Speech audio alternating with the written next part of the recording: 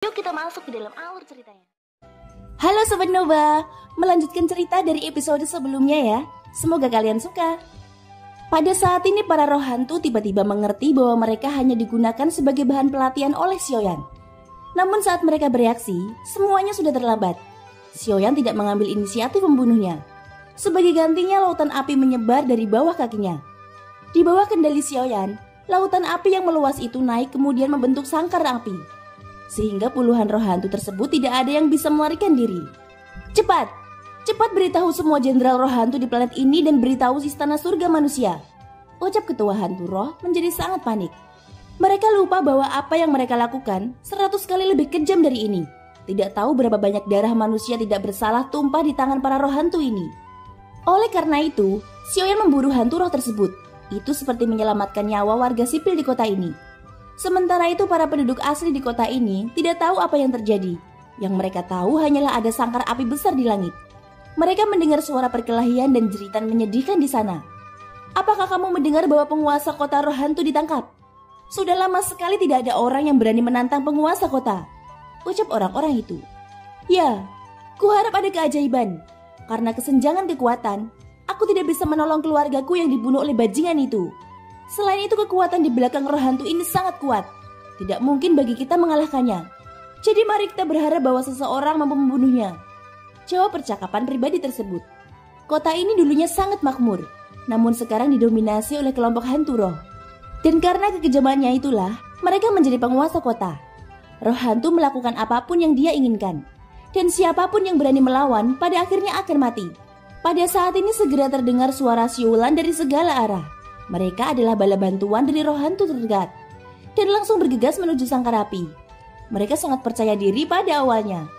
Namun tidak lama kemudian hanya ada jeritan nyaring dan suasananya menjadi hening kembali. Semua warga sipil di kota ini tidak tahu apa yang terjadi. Ini karena pemandangan di sana tertutup api. Setelah beberapa saat, bala bantuan berikutnya datang lagi. Tapi hasil akhirnya masih seperti sebelumnya. Ketika mereka masuk akan ada jeritan yang menyakitkan. Total ada 120 hantu roh di planet ini. Semuanya sudah dibersihkan. Planet ini sangat dekat dengan alam dewa kuno. Tampaknya tujuan mereka bersembunyi di sini untuk memata-matai tindakan alam dewa kuno. Kumam Xiaoyan. Kamu jangan khawatir. Tidak ada ancaman dari mata-mata istana surga manusia ini. Mereka sudah ada sejak lama. Bahkan sampai saat ini mereka hanya mengetahui perkiraan lokasi alam dewa kuno. Dan tidak tahu persis di mana itu. Ucap sang ratu menyilangkan tangannya dan berkata dengan ringan. Karena semuanya masih dalam kendali sang ratu, maka tidak perlu bagiku terus memburu mereka di planet lain. Ucap Xiaoyan. Setelah pertempuran berakhir, Xiao dan Xiaolin memandang sang ratu lalu menangkupkan tangannya dengan hormat. Salam kepada yang mulia ratu. Ucap Xiao dan Xiaolin. Ratu menunjukkan senyuman lembut, lalu meraih tangan Xiao. Kita semua satu keluarga. Jangan panggil aku dengan sebutan seperti itu. Mulai sekarang kamu bisa memanggilku Bibi. Ucap sang ratu sambil tersenyum. Xiao dan Xiaolin langsung tersanjung. Bagaimanapun, identitas ratu berbeda. Dia adalah ratu yang dihormati oleh semua orang. Saat mereka pergi ke alam dewa kuno sebelumnya, sikap sang ratu begitu mendominasi sehingga mereka berdua merasa takut. Dan kini dia mendadak menjadi lebih ramah. Memanggil Bibi, ucap tertegun Xiao, wajahnya mengungkapkan keraguan dan kebingungan. Ya, panggil aku Bibi Nanfu. Itu lebih ramah. Kita adalah keluarga. Ucap sang ratu. Xiao dan Xiaolin tampak masih bingung. Sedangkan dahi Xiaoyan sudah ditutupi garis-garis hitam saat ini. Ngomong-ngomong kekuatan kalian sudah mencapai level dewa. Apakah kalian memberitahu gurumu ketika meninggalkan klan dewa api kuno? Ucap Xiaoyan buru-buru mengubah topik pembicaraan. Guru tahu bahwa kita berada di alam dewa kuno. Tapi aku tidak suka berada di bawah perlindungan setiap saat. Jadi aku memilih mencari pengalamanku sendiri untuk menjelajahi dunia luar. Hanya saja aku tidak menyangka akan bertemu dengan roh hantu dari istana surga manusia di sini. Ucap Xiao berkata dengan suara rendah. Di depan Xiaoyan dia seperti anak kecil yang melakukan kesalahan. Karena idenya inilah, dia nyaris kehilangan nyawanya sendiri serta adik laki-lakinya. Jadi begitu. Ucap Xiaoyan sambil melangkah maju mendekati Xiao. Melihat ini Xiao berpikir akan dimarahi oleh Xiaoyan. Namun ternyata setelah Xiaoyan mendekat, dia menepuk bahu Xiao dan Xiaolin. Kalian memiliki keberanian. Putra dan putri Xiaoyan harus seperti ini, berani keluar dan berjuang keras. Kalau begitu ayah akan memberimu 2 kartu truf yang bisa meningkatkan kekuatanmu. Sekarang setelah kamu memilih jalanmu sendiri, kamu harus bergerak maju dengan berani. Hanya mereka yang berani meninggalkan tempat berlindung yang bisa menjadi benar-benar kuat. Ucap Xiaoyan menunjukkan kekagumannya. Padahal sebagai anak dari Xiaoyan, baik itu klan Dewa Api kuno atau alam Dewa kuno, secara alami akan memberi mereka sumber daya yang sangat melimpah dan tidak perlu mengambil resiko seperti ini. Tapi ternyata mereka mewarisi jalan Dao dari sang ayah, melewati pengalaman hidup dan mati yang tak terhitung jumlahnya untuk menjadi eksistensi yang benar-benar kuat. Dengan dukungan Xiaoyan, mata Xiao Xiao dan Xiaolin berangsur-angsur menjadi tegas. Ini karena mereka mendapatkan dorongan dari sang ayah mereka sendiri. Dan ini menjadi arti yang sangat berbeda. Kalian semua mempunyai api surgawi di dalam diri kalian. Sekarang aku bisa memberi musuh api yang levelnya lebih tinggi dari api surgawi. Kumpulan api hitam ini disebut api abadi dan diberikan kepada Xiao Xiao. Ucap Xiaoyan mengangkat tangannya dan seberkas api hitam terbang ke arah Xiao Xiao. Kemampuan Xiao Xiao mengendalikan api memiliki bakat yang tidak lebih lemah dari Xiaoyan. Selain itu dia juga seorang alkemis tingkat tinggi. Jadi Xiaoyan memberinya api abadi. Meski tidak sebagus aslinya, tapi levelnya tidak sama dengan api surgawi. Xiaolin mempunyai bakat dalam latihan fisik. Kamu sekarang memiliki api surgawi, jadi ayah akan memberimu guntur yang disebut Haotian Zenlei. Guntur ini sangat mendominasi. Aku akan menekan energinya untuk sementara. Namun setiap kali kamu dalam terobosan, guntur ini akan menunjukkan reaksi kekerasan sampai kamu memiliki kendali penuh atas hal itu. Ucap Xiaoyan. Kekuatan kedua anaknya baru saja mencapai level dewa, dan harta yang diwariskan oleh Xiaoyan tidak diragukan lagi merupakan berkah yang sangat besar. Saat guntur dan gumpalan api menyatu di alis kedua anak itu, sumber doki di meridian keduanya seolah-olah dirangsang kembali. Itu mulai meningkat secara signifikan. Segera aura keduanya sampai ke Dewa Bintang 2. Pada saat yang sama malapetaka dewa juga terjadi. Pikiran Xiaoyan tergerak. Kehendak jiwanya memasuki dimensi malapetaka dewa mereka. Tentu saja ini karena Ji dan Xiaoyan saling kenal sehingga dia bisa memasuki malapetaka dewa mereka sesuka hati. Tapi Xiaoyan tidak ikut campur, dia hanya melihat kedua anaknya. Sepertinya aku harus membiarkan kalian berdua lewat. Namun sebelum itu, kalian tetap harus menunjukkan kehendak yang cukup kuat. Ucap Ji, suaranya terdengar. Xiaoyan tersenyum, dia tidak mengatakan apa-apa. Jadi Ji mengerti bahwa dia tidak akan mempermalukan kedua anak Xiaoyan mulai sekarang. Di dimensi malapetaka dewa ini, Xiaoyan memandang kedua anaknya. Semuanya menunjukkan kehendak yang luar biasa. Baik Xiao Xiao maupun Xiaolin dibebani dengan tanggung jawab yang seharusnya tidak menjadi tanggung jawab mereka. Mereka berbeda dengan Xiao Yueli, tidak ada identitas reinkarnasi. Sudah sangat menakjubkan bisa bertahan hidup dari benua Doki sampai sekarang. Menyaksikan kekuatan keduanya terus meningkat, hati Xiaoyan sebenarnya dipenuhi dengan rasa menyalahkan diri sendiri. Tidak peduli apa yang akan terjadi di masa depan, ayah berharap kalian bisa lebih mandiri, miliki arah dan tujuanmu sendiri, dan menjadi eksistensi teratas sensi. Gumam Xiaoyan dengan suara rendah. Matanya penuh cinta. Keadaan pikiran ini hanya bisa dialami dengan menjadi seorang ayah. Xiaoyan terus mendampingi mereka berdua sampai kekuatan kedua anaknya meningkat. Berkat warisan yang diberikan olehnya, mereka berhasil menerobos ke ranah Dewa Bintang 2. Terima kasih ayah, ucap Xiao Xiao menangkupkan tangannya setelah bangun dari dimensi malapetaka dewa. Mata Xiaoyan menunjukkan kelembutan. Kalau saja itu adalah Yueli, dia tidak akan bersikap sopan pada Xiaoyan. Xiao Xiao merupakan putri tertua. Sudah seharusnya dia memiliki sikap yang lebih dewasa. Maaf Xiao Xiao, begitu ayah menginjakkan kaki di jalur kultivasi ini, ayah tidak bisa benar-benar menjaga kalian. Kuharap kamu tidak menyalahkan ayah, ucap Xiaoyan menghela nafas tak berdaya. Dia tidak tahu bagaimana cara menebusnya. Ayah jangan bicara seperti itu. Apakah kamu lupa bahwa ketika ayah seumuran dengan kita, perjalanan ayah jauh lebih sulit untuk bisa menjadi lebih kuat. Jadi tolong jangan menyalahkan diri sendiri. Dan kita semua tahu bahwa ayah adalah reinkarnasi dari makhluk tertinggi. Tanggung jawab ayah bukan lagi melindungi keluarga, tapi semua makhluk hidup di seluruh dunia. Kami sangat bangga dengan ayah, ucap Xiao Xiao. Senyum manis muncul di wajahnya. Kecantikannya sangat mirip dengan Cailin. Tubuhnya sangat panas. Tapi Xiao Xiao sepertinya tidak menyukai pakaian seksi. Dia mengenakan jubah hitam polos dan menyembunyikan tonjolannya sebanyak mungkin. Bukan karena Xiao Xiao tidak menyukai kecantikan, tetapi pikirannya lebih halus. Jika dia berdandan terlalu banyak, itu pasti pemandangan yang indah. Alasan mengapa Xiao Xiao tidak melakukan ini, dia khawatir akan mendapatkan banyak masalah yang tidak perlu. Apa rencanamu berikutnya? Melanjutkan perjalananmu atau kembali ke klan Dewa Api kuno?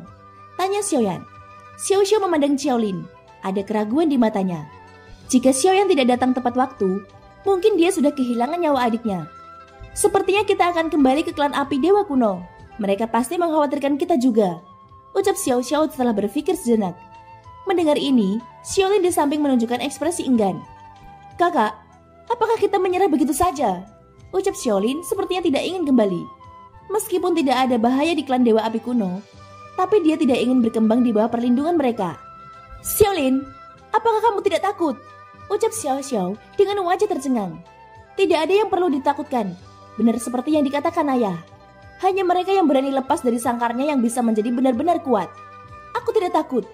Bahkan jika dalam perjalanan ini akan mengarah pada pelarian yang hampir mematikan sekalipun. Ucap Xiaolin sepertinya sudah mengambil keputusan mutlak. Dimengerti. Karena ini masalahnya, kakak akan terus bersamamu baik itu hidup atau mati. Ucap Xiao Xiao, senyum cerah muncul di wajahnya. Dia awalnya masih ragu-ragu. Pengalaman barusan membuatnya merasakan ketakutan yang luar biasa akan kematian adiknya. Tapi hal itu tidak membuat Xiaolin mundur. Sebaliknya dia menjadi lebih bertekad untuk memulai perjalanan baru. Melihat kedua kakak beradik yang begitu dekat, Xiaoyan juga tersenyum. Setidaknya mereka berdua tidak sendirian sepanjang perjalanan. Singkirkan dua armor dewa palsu ini. Jika tidak ada keadaan darurat, lebih baik gunakan sesedikit mungkin. Kekuatannya memang sangat dahsyat. Namun hal ini juga akan mendatangkan krisis. Selain itu ayah akan memberimu dua warisan lagi yang bisa menyelamatkan nyawa kalian, ucap Xiaoyan. Setelah berbicara, dia memadatkan dua teratai api 3 warna. Fluktuasi yang memancar darinya membuat Xiao Xiao dan Xiaolin merasa ngeri. Selama itu bukan keabadian kaisar, teratai api ini bisa melindungimu untuk melarikan diri, ucap Xiaoyan. Setelah selesai berbicara, dua teratai api terbang ke alis mereka berdua dan tercipta tanda unik di kening mereka. Selanjutnya Xiaoyan membuka mulutnya. Dua tetes air mani dan esensi darah menggumpal. Kemudian memasukkannya ke dalam botol giok. Ini adalah sari darah ayah. Jika kamu masih menghadapi situasi yang bahkan teratai api tidak dapat menyelesaikannya, telan esensi darah ini dan gunakan pelindung dewa palsu. Pada saat itu bahkan jika kamu bertemu dengan orang kuat di level keabadian kaisar, masih ada secerca harapan untuk hidup. Sekarang tidak peduli pilihan apa yang kamu buat, ayah akan selalu mendukungmu. Jalan kalian mungkin sulit, tapi inilah cara untuk menjadi kuat, ucap Xiaoyan berkata perlahan. Xiao Xiao dan Xiaolin sama-sama mengangguk dengan serius. Ayah, apakah kamu masih pergi? Ucap Xiao Xiao tiba-tiba bertanya. Dia sepertinya tahu lebih banyak dari yang dibayangkan Xiaoyan. Ya, Sensei dalam bahaya. Kekuatan ayah masih belum cukup. Tapi jangan khawatir, suatu hari nanti jalan kultivasi yang panjang ini akan berakhir. Setelah semuanya selesai, kita bertiga ayah dan anak akan bersenang-senang bersama, ucap Xiaoyan. Mata Xiao Xiao dan Xiaolin sudah merah. Meski reuni itu berumur pendek, tapi darah jenis ini lebih kental dari air dan membuat emosi mereka mendidih. Baiklah, ayo lanjutkan perjalananmu. Sudah waktunya ayah pergi juga, ucap Xiaoyan mengucapkan selamat tinggal sambil tersenyum. Keinginan terakhirnya sebelum berangkat sudah terpenuhi. Xiaoyan tidak tahu berapa lama waktu yang dibutuhkan untuk kembali lagi. Dia tidak ingin meninggalkan penyesalan apapun. Tentu saja ia juga sangat yakin bahwa kedua anaknya akan mampu mengukir dunianya sendiri. Ayah dapat yakin, aku dan kakak pasti akan menjadi lebih kuat, ucap Xiaolin matanya tegas. Ayah percaya padamu. Tapi setelah kamu berlatih, lebih baik kembali dan lebih sering menemui ibumu. Mereka semua mengkhawatirkanmu, ucap Xiaoyan. Keduanya mengangguk, dan pada saat ini sang ratu akhirnya angkat bicara.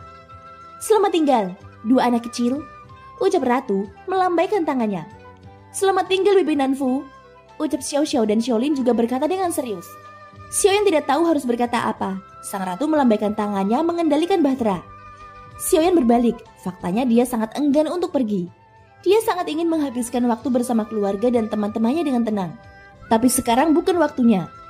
Pada saat ini di dalam bahtera tabut, sosok Xiaoyan meminta tahanan roh untuk membuat batasan formasi. Itu dilakukan agar melindungi mereka berdua untuk sementara waktu. Maaf, ini salahku, ucap sang ratu merasa bersalah. Dia lupa mengirim seseorang untuk melindungi kedua anak Xiaoyan. Ratu tidak perlu menyalahkan diri sendiri, dan mulai sekarang tidak perlu mengirim siapapun untuk melindunginya.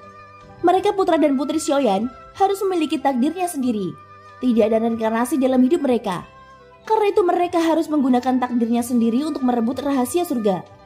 Jika mereka tidak dapat mengalami krisis hidup dan mati, akan sangat sulit untuk menjadi pemain besar, ucap Xiaoyan.